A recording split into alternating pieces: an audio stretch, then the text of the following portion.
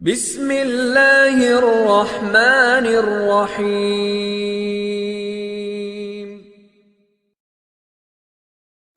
الحمد للہ وحدہ والصلاة والسلام علی من لا نبی بعدہ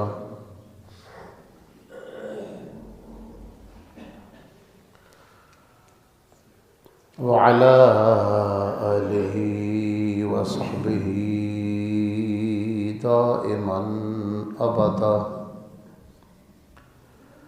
اما بعد فاعوذ باللہ من الشیطان الرجیم، بسم اللہ الرحمن الرحیم۔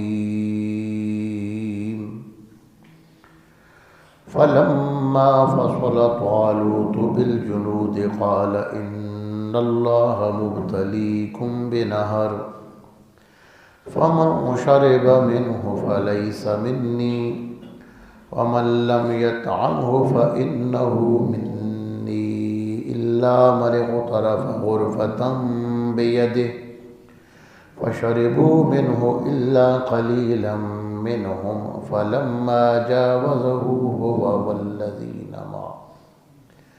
والذين آمنوا معه قالوا لا طاقة لنا اليوم بجالوت وجنوده قال الذين يظنون أنهم ملاقو الله كم من فئة قليلة غلبت فئة كثيرة بإذن الله والله مع الصابرين۔ ولما برزوا لجالوت وجنوده قالوا ربنا افرغ علينا صبرا وثبت اقدامنا وانصرنا على القوم الكافرين۔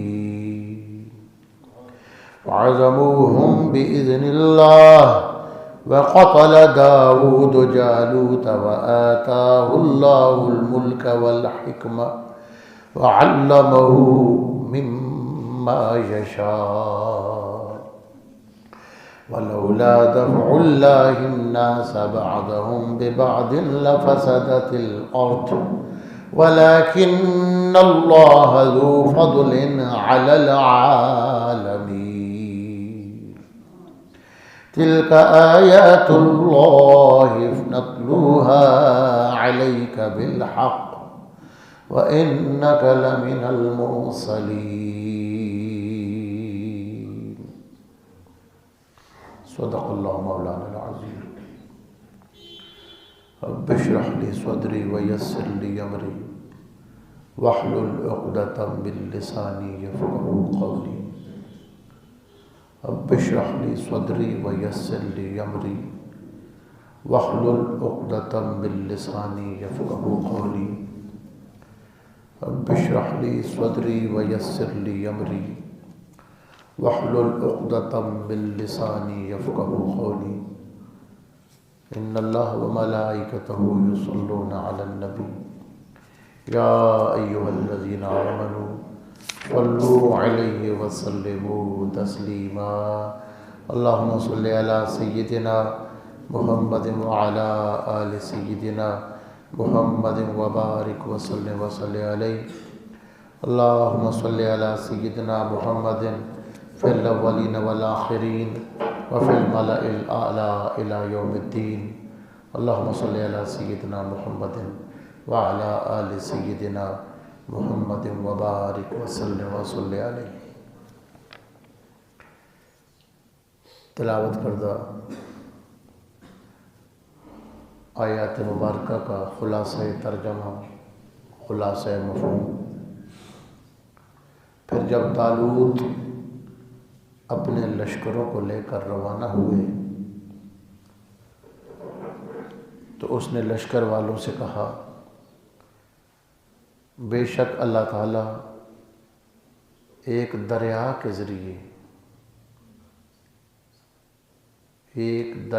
ذریعے تمہیں آزمائش میں ڈالے گا۔ پس جس نے اس دریا میں سے پانی پی لیا وہ میرے طریقے پر نہیں ہوگا، مجھ میں سے نہیں ہوگا، اور جس نے اس دریا سے صرف آدھا چلو پانی پیا، اس سے زیادہ نہ پیا، وہ میرے طریقے پر ہوگا۔ بس لشکر والوں نے خوب پانی پیا۔ پھر جب طالوت اور طالوت کے ساتھ ایمان لانے والے دریا سے گزر گئے تو پانی پینے والوں نے کہا آج جالوت اور اس کے لشکریوں سے لڑنے کی ہم طاقت نہیں رکھتے۔ اور جن لوگوں کو یہ یقین تھا کہ انہوں نے اللہ سے ملاقات کرنی ہے، انہوں نے کہا ایسی بات نہیں۔ کئی بار ایسے ہوتا ہے کہ اللہ کے اذن سے چھوٹا گروہ بڑے گروہ پر غالب آ جاتا ہے، اور اللہ صبر کرنے والوں کے ساتھ ہے۔ اور جب جالوت اور اس کے لشکریوں کے سامنے وہ صف آرا ہوئے تو ان ایمان والوں نے دعا کی، اے ہمارے رب ہم پر صبر انڈیل دے اور ہمیں ثابت قدم رکھنا، اور کافروں کی قوم کے خلاف ہماری مدد فرما۔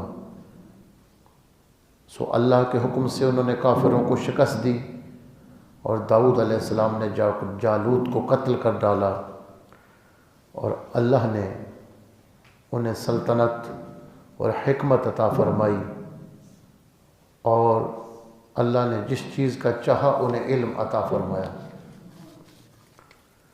اور اللہ اگر بعض لوگوں کے شر کو بعض دوسرے نیک لوگوں کی وجہ سے دور نہ فرماتا ہو تو ضرور یہ زمین تباہ ہو جاتی، لیکن اللہ تمام جہانوں پر فضل فرمانے والا ہے۔ یہ اللہ کی آیتیں ہیں جنہیں ہم حق کے ساتھ آپ پر تلاوت کرتے ہیں، اور اے محمد بے شک آپ بھی تو رسولوں میں سے ہیں۔ آج ہم نے دوسرا پارہ جہاں ختم ہوتا ہے ان آیات مبارکہ کے بارے میں کچھ جاننا ہے۔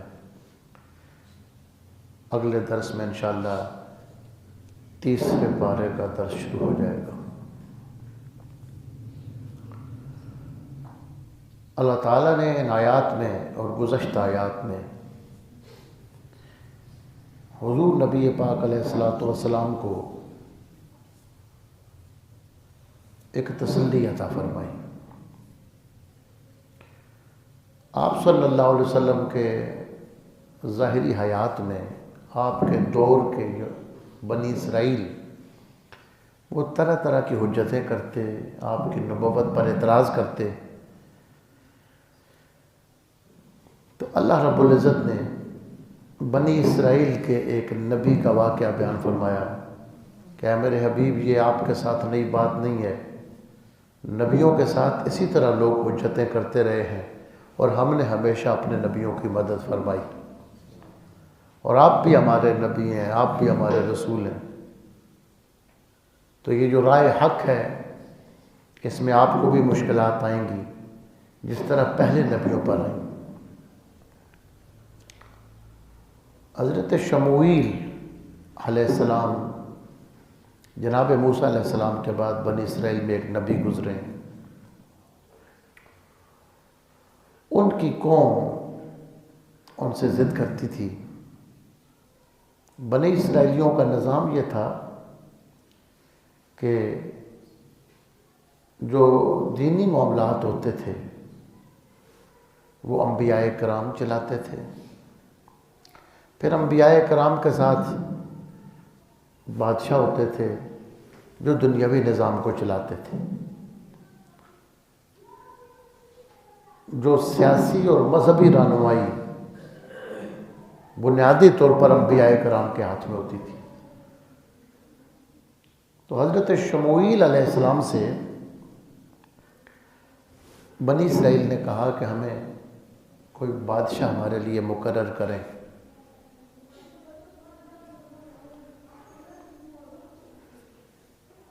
تو تو آپ نے اس پر غور و فکر کیا تو اللہ رب العزت کی طرف سے ایک رہنمائی ہوئی، اور حضرت شموئیل علیہ السلام کو یہ بتایا گیا کہ آپ کے گھر کے کچن میں جو تیل پڑا ہوا ہے، جس بندے کے آنے پر یہ تیل خود بخود جوش مارے گا اس کو بادشاہ مقرر کر دینا۔ تو لوگ آتے جاتے رہے، تو طالوت یہ اس ظاہری دنیا کے اندر چمڑے کا کام کرتے تھے، یہ پیشہ تھا۔ تو ان کے کوئی جانور گم ہو گئے تو یہ تلاش کرتے کرتے ان کو کسی نے مشورہ دیا کہ اللہ کے نبی حضرت شموئیل علیہ السلام کے پاس جائیں، تو ان سے آپ کو دعا کروائیں کہ آپ کے جانور مل جائیں۔ تو یہ جب چلے گئے تو ان کے اندر داخل ہوتے ہی وہ تیل جوش مارنے لگا۔ جناب شموئیل علیہ السلام نے فرمایا کہ اللہ کی طرف سے تم بنی اسرائیل کے لیے بادشاہ ہو۔ تو انہوں نے کہا کہ میرے پاس نہ اتنا علم ہے، نہ میرا کوئی خاندانی اتنا اثر و رسوخ ہے، نہ میرے پاس اتنی دولت ہے۔ تو فرمایا کہ اللہ تعالیٰ کی طرف سے نشانی تیرے لیے ظاہر ہو گئی ہے۔ تو جناب طالوت کو ان کے لیے بادشاہ بنا دیا گیا۔ بنی اسرائیل کی نافرمانیوں کی وجہ سے ایک نعمت ان سے چلی گئی تھی جس کو تابوت سکینہ کہتے تھے۔ ایک صندوق تھا، مختلف روایات یہ بتاتی ہیں کہ حضرت آدم علیہ السلام سے لے کر جناب موسیٰ علیہ السلام تک بعض انبیاء کرام اور ان کے خاندان کے تبرکات تھے۔ تورات کی کچھ تختیاں تھیں، اس میں انبیاء کرام کے لباس تھے۔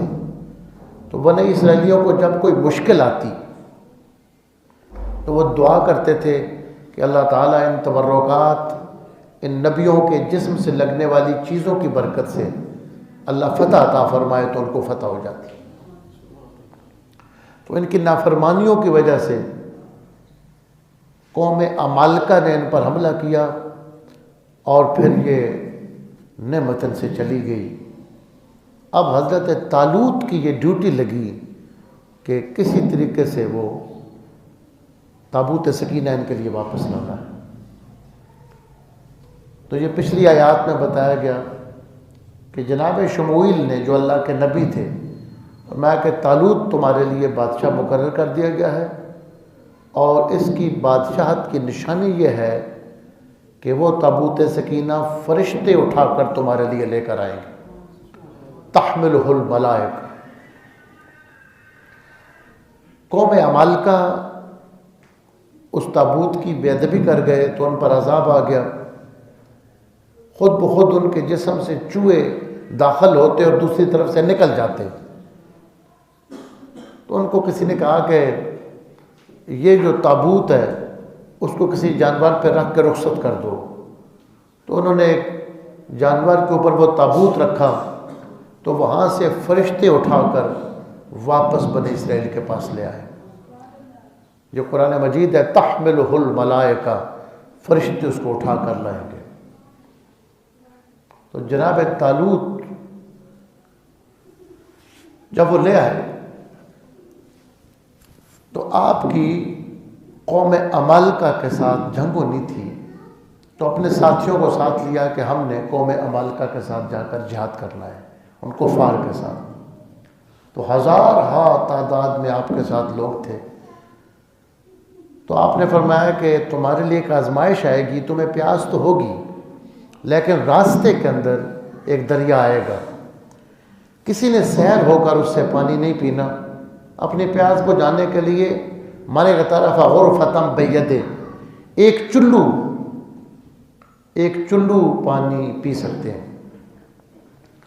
کچھ لوگوں نے نافرمانی کی اور زیادہ پانی پی لیا، جو پکے ایمان والے تھے انہوں نے تھوڑا سا پانی پیا۔ صحیح بخاری شریف کے اندر یہ روایت موجود ہے کہ ہزار کے اس لشکر میں سے جہاد کے وقت 313 ساتھ رہ گئے. اور حضرت براء بن عازب فرماتے تھے حضرت طالوت کے ساتھ اتنے ہی ایمان والے رہ گئے تھے جتنے سرکار کے ساتھ بدر کی جنگ میں تھے. 313 یہ رہ گئے. تو پھر جہاں جہاد ہوا، اور جو جالوت تھا یہ بڑا سخت ظالم بادشاہ تھا. حضرت داؤد علیہ السلام کے ہاتھ سے وہ قتل ہو گیا. جناب داؤد علیہ السلام ابراہیم علیہ السلام کی اولاد میں سے تھے، اور حضرت ابراہیم علیہ السلام کی اولاد میں سے پھر حضرت یعقوب علیہ السلام کے جو صاحبزادے بنیامین تھے، یوسف علیہ السلام کے بھائی، ان کی اولاد میں سے یہ خاندان تھا. تو اللہ تبارک و تعالیٰ نے یہ سارا واقعہ بیان فرمایا، اور فرمایا فعزموہم، جب وہ لشکر سامنے ہوا، ایمان والے جو ساتھ رہ گئے انہوں نے کہا کہ اللہ اس بات پہ قادر ہے کہ چھوٹے لشکروں کو بڑے لشکروں پہ اللہ فتح عطا فرما دیتا ہے. فلما برزوا لجالوت وجنودہ، جب وہ جالوت اور اس کے لشکر کے سامنے گئے انہوں نے کہا ربنا افرغ علینا صبرا وثبت اقدامنا وانصرنا علی القوم الکافرین، کہ یا اللہ مشکل تو ہے، ہمارے اوپر صبر کو انڈیل دے. یعنی انڈیلا جس طرح پانی انڈیلا جاتا ہے، اس طرح اللہ ہمیں زیادہ صبر عطا فرما. یہ ان ایمان والوں کی دعا کو قرآن میں بیان کیا گیا. ربنا افرغ علینا صبرا وثبت اقدامنا وانصرنا علی القوم الکافرین. یہ انبیاء کا، صالحین کا طریقہ رہا ہے کہ جب وہ دشمن کے مقابلے میں جاتے تھے تو دعا کرتے تھے. مجمع الزوائد میں یہ حدیث ہے، اور بھی بہت ساری کتب کے اندر. حضرت جناب عبداللہ بن مسعود کو رسول اللہ صلی اللہ علیہ وسلم نے فرمایا کہ میں تجھے وہ دعا بتاتا ہوں کہ جب فرعون کے مقابلے کے لیے موسیٰ علیہ السلام نکلے تو موسیٰ علیہ السلام نے کیا دعا کی تھی. آپ کبھی مکتوبات میریہ شریف پڑھیں تو حضرت سیدنا پیر میر علی شاہ صاحب رحمۃ اللہ علیہ جو خط لکھتے تھے، اکثر خطوں کے آخر میں آپ یہ دعا لکھتے تھے.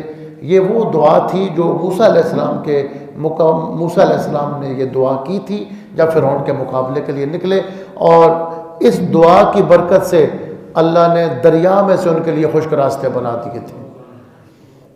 تو یہ حدیث شریف میں یہ دعا ہے، اللہم لک الحمد وإلیک المشتقى وانت المستعان ولا حول ولا قوت الا باللہ العلی العظیم. یا اللہ حمد بھی تیری ہے اور ہم اپنے معاملے بھی تیرے ہی سامنے پیش کرتے ہیں، گلے بھی سارے، اپنے درد بھی اور دکھڑے تیرے سامنے پیش کرتے ہیں. وانت المستعان، اور تو ہی وہ ذات ہے جس سے مدد مانگی جاتی ہے. ولا حول ولا قوت الا باللہ العلی العظیم. اللہم لک الحمد وإلیک المشتقى وانت المستعان ولا حول ولا قوت الا باللہ العلی العظیم. تو اس دعا کی برکت سے اللہ نے موسیٰ علیہ السلام کے لیے راستے کھول دیے.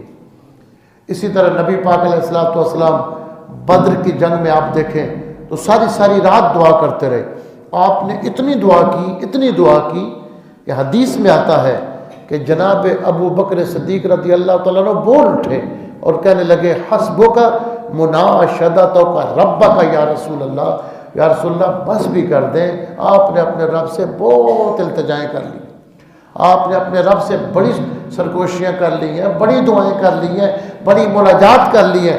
حسبک مناشدتک ربک یا رسول اللہ. ساری رات سرکار یا حیو یا قیوم یا حیو یا قیوم سرکار کی یہ دعا تھی، اور اصحاب بدر کی دعا تھی حسبنا اللہ و نعم الوکیل، ہمارے لیے اللہ ہی کافی ہے اور سارے کام بنانے والی اسی اللہ کی ذات ہے. اس کے بعد آپ جو جنگ احزاب ہے اس میں دیکھیں، نبی پاک علیہ السلام جب دشمن کے مقابلے میں جاتے ہیں، اس قدر خوف کا عالم ہے. سورہ احزاب آپ پڑھیں اس کے پہلے دوسرے رکوع میں کہ اتنا مشکل وقت تھا کہ اللہ پاک فرماتا ہے کہ لوگ بلغت القلوب الحناجر، لوگوں کے دل ایسے لگتا تھا جیسے دل اپنی جگہ سے نکل کر حلق کی طرف آ رہے ہیں۔ وَزَاغَتِ الْأَبْصَارُ، اور لوگوں کی آنکھیں پھٹی کی پھٹی رہ گئیں۔ یہ ایمان والوں کا ذکر ہے۔ اِذْ يَقُولُ الْمُنَافِقُونَ وَالَّذِينَ فِي قُلُوبِهِم مَّرَضٌ مَّا وَعَدَنَا اللَّهُ وَرَسُولُهُ إِلَّا غُرُورًا۔ فرمایا بعض منافق تو منافق تھے، اور ان کے علاوہ کچھ لوگ فی قلوبہم مرض، جو کمزور لوگ تھے جن کے دلوں میں کچھ بیماری تھی، وہ کہنے لگے ما وعدنا اللہ ورسولہ الا غرورا، کہ یہ سب دھوکہ تھا، کوئی اللہ رسول کے وعدے سچے نہیں ہیں کہ ہماری مدد ہوگی۔ کب مدد آئے گی؟ جب چاروں طرف سے دشمن نے گھیرا ہوا ہے، نہ کچھ کھانے کو ملتا ہے نہ کچھ پینے کو ملتا ہے۔ اونٹوں کے جانوروں کو ذبح کر کے ان کی اوجڑیوں کو نچوڑ کر اس میں سے جو نکلتا تھا وہ پانی پیا جاتا تھا۔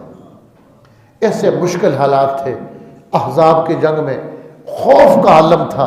صحیح حدیث میں آتا ہے سرکار دو عالم نے اللہ کی بارگاہ میں ہاتھ اٹھائے، اللہ مستر عوراتنا و آمر رواتنا، یا اللہ ہمارے پردے بھی رکھ، اور جو ڈر ہے اس کو بے ڈر بے خوفی میں بدل دے۔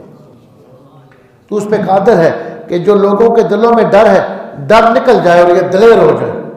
اللہ مستر عوراتنا و آمر رواتنا، جو ہمارا خوف ہے اس کو بے خوفی میں بدل دے۔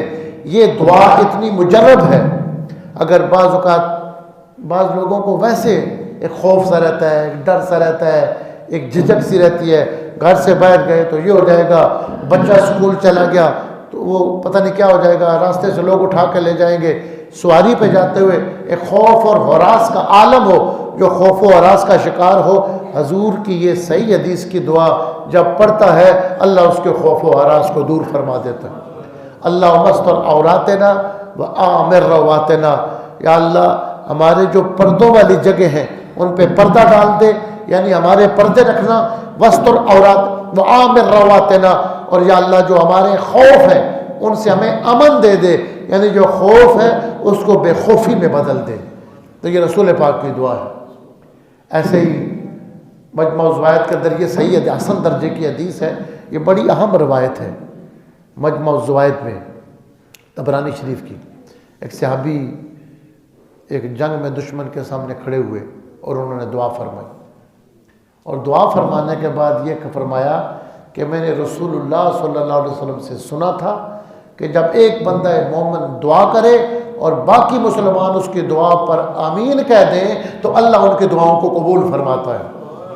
کہ ایک بندہ دعا کر رہا ہو اور باقی اہل ایمان اس کی دعا پر آمین کہہ رہے ہوں، تو یہ دشمن کے سامنے جا کر جو دعا کرنا، اب یہ قرآن کہتا ہے کہ وَلَمَّا بَرَزُوا لِجَالُوتَ وَجُنُودِهِ، جب وہ اس جالوت اور اس کے لشکر کے سامنے آئے، وہ 313، تو انہوں نے کہا ربنا افرغ علینا صبرا، یا اللہ پہلے تو ہمیں صبر عطا فرمانا، وثبت اقدامنا، اور ہمارے قدموں کو مضبوط رکھنا، ہمارے قدم جمے رہیں، وانصرنا علی القوم الکافرین، اور تو کافروں کے سامنے ہماری مدد فرمانا۔ 1000 کے لشکر کو 313 نے شکست دے دی۔ فعزموہم باذن اللہ، اللہ کے اذن سے انہوں نے شکست دے دی۔ وقتل داؤد جالوتا، اور جناب داؤد علیہ السلام کے ہاتھ سے جالوت مارا گیا۔ وَآتَاهُ اللَّهُ الْمُلْكَ وَالْحِكْمَةَ، اللہ نے داؤد علیہ السلام کو ملک بھی دیا، حکمت بھی عطا فرمائی۔ وَعَلَّمَهُ مِمَّا يَشَاءُ، اور اللہ نے علم میں سے جتنا چاہا ان کو عطا فرمایا۔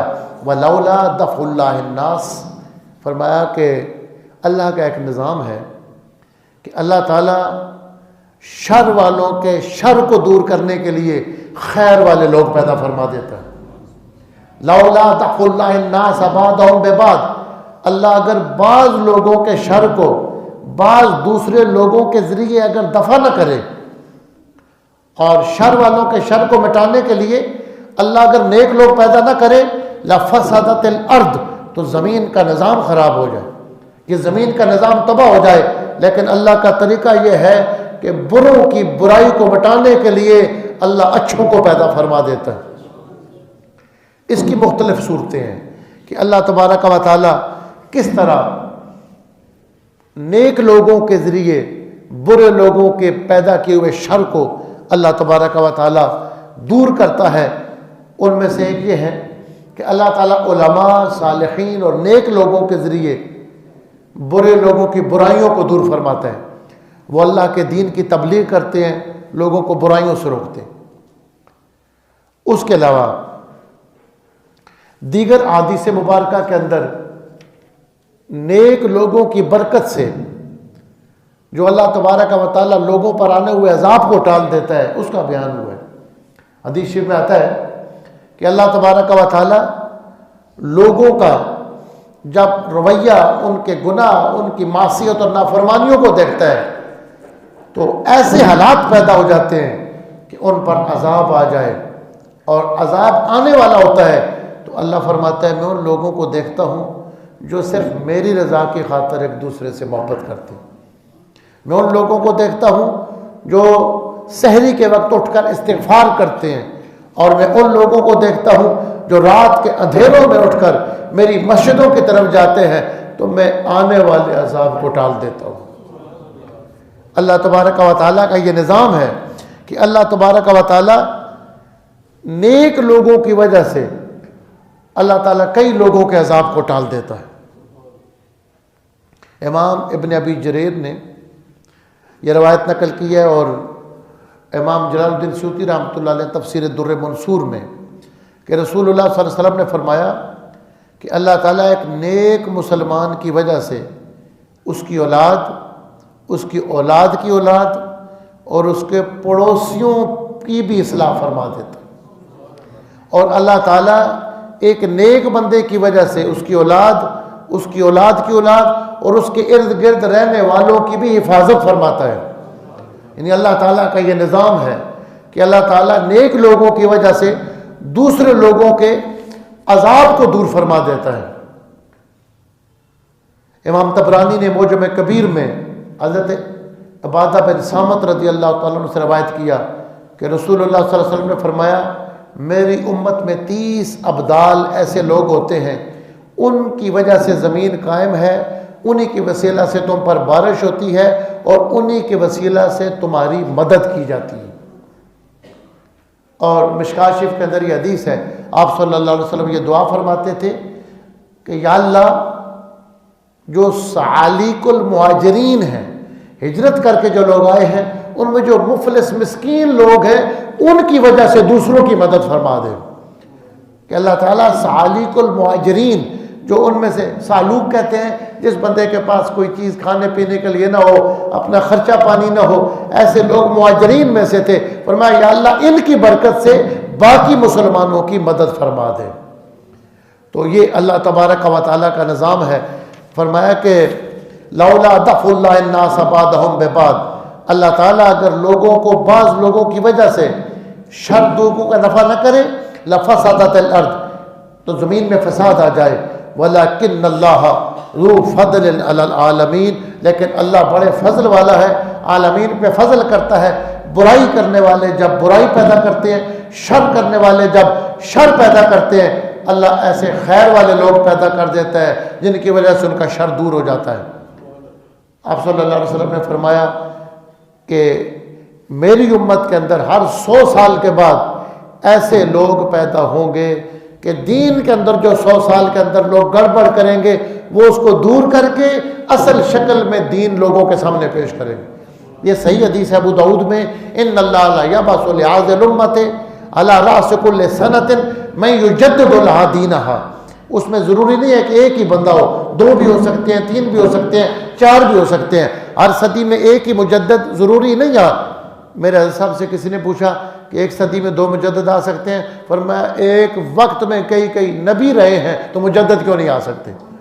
بنی اسرائیل میں پڑھے ایک وقت میں 4 5 انبیاء موجود ہوتے تھے جو لوگوں کی اصلاح کرتے تھے۔ اس طرح ہر صدی میں ایسے لوگ 2 4 5 پیسے پیدا ہو جاتے ہیں جو امت کی اصلاح کرتے ہیں اور دین کو اصل شکل میں لوگوں کے سامنے پیش کرتے ہیں، اور یہ اللہ کا فضل کا نظام ہے۔